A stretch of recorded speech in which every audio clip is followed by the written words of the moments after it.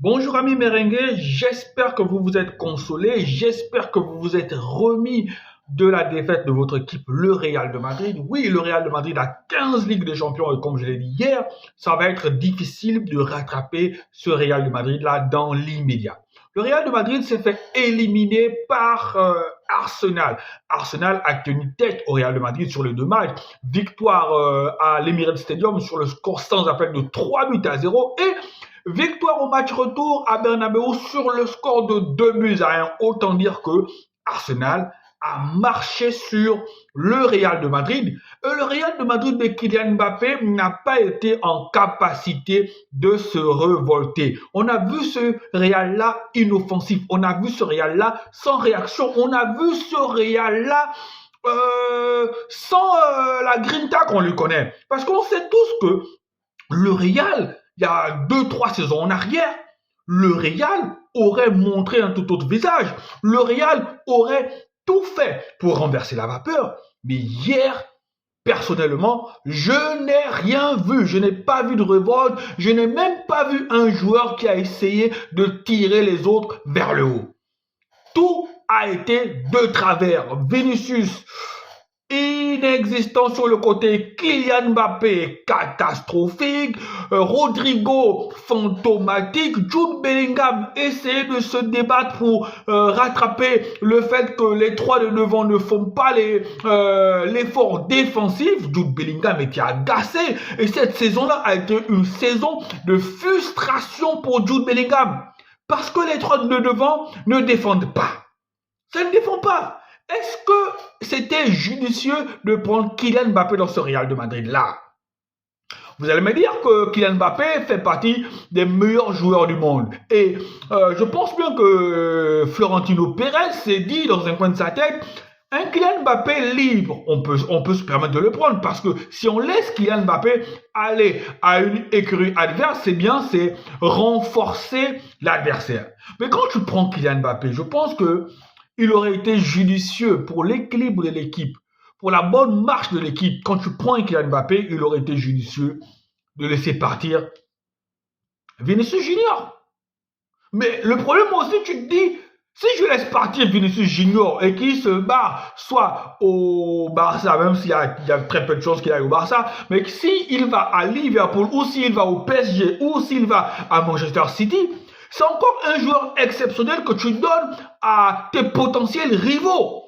Donc, dans l'état d'esprit, dans la vision de Florentino Pérez, il était pour lui judicieux, mieux de garder Vinicius, Rodrigo, Mbappé avec lui. Mais faire ce choix-là, c'était risqué. Lorsque tu perds Toni Kroos, le métronome de ton milieu de terrain, tu as perdu quelque chose, tu as perdu ton âme. Et quand tu as Luka Modric qui n'est plus très jeune, Luka Modric n'est plus jeune. Donc le milieu de terrain du Real cette année, il n'y avait pas de créativité. Il y avait certes peut-être les joueurs pour récupérer les ballons, des besogneux qui pouvaient courir, casser des lignes, récupérer facilement les ballons, mais il n'y avait pas le joueur qui avait la capacité de bonifier ces ballons-là. Il n'y avait pas le joueur qui avait la capacité de servir les attaquants dans les bonnes conditions. Et sur les ailes, sur les côtés, le poste de latéral au Real de Madrid, c'était un gros problème.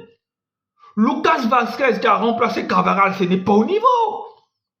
Carvajal aussi, la blessure de Carvajal a apporté beaucoup de préjudice à ce Real de Madrid-là. Donc, Lucas Vázquez, non, c'est pas du même niveau. Mettre aussi Valverde là-bas, ce n'est pas son poste de prédilection. De l'autre côté aussi, tu as Mendy qui n'est pas assez offensif. Défensivement aussi, ce n'est pas l'assurance tout risque. Fran Garcia qui rentre aussi, ce n'est pas la même chose en fait. Donc, ce Real de Madrid-là a été défaillant à plusieurs niveaux. Il y a plusieurs postes dans lesquels les joueurs n'étaient pas au niveau. Alors, on va se poser la question, est-ce que c'est la fin d'un cycle au Real de Madrid? On ne va pas dire ça comme ça, mais on va plutôt dire que c'est la fin d'un cycle pour certains joueurs.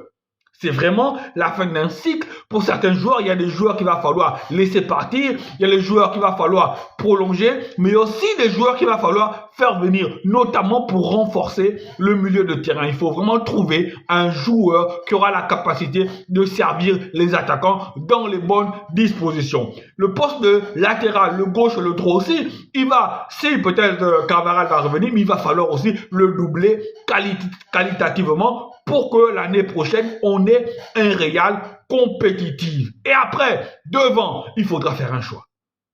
Il faudra faire un choix. Parce que même si Kylian Mbappé a fait ses stats, même si Kylian Mbappé a marqué le but, même si statistiquement, sur le plan personnel pour Kylian Mbappé, ce n'est pas une saison catastrophique, mais je pense qu'en neuf, non, ça ne le fait peut-être pas. Peut-être qu'il va falloir libérer Vinicius pour que Mbappé s'installe définitivement sur ce côté gauche-là et chercher un neuf de métier. Le Real de Madrid est éliminé. Voilà, j'espère que cette saison va se terminer en saison blanche parce que je suis barcelonais, parce que j'ai envie que le Barça soit anéanti sur toutes les compétitions auxquelles elle a pris part. Donc, amis barcelonais, j'espère que cette Ligue de Champions-là, on va la remporter enfin en fin de saison. J'espère qu'on pourra prendre la Liga. J'espère qu'on pourra prendre aussi la Coupe du Roi. Et c'est de bonne guerre. Allez, ciao, ciao.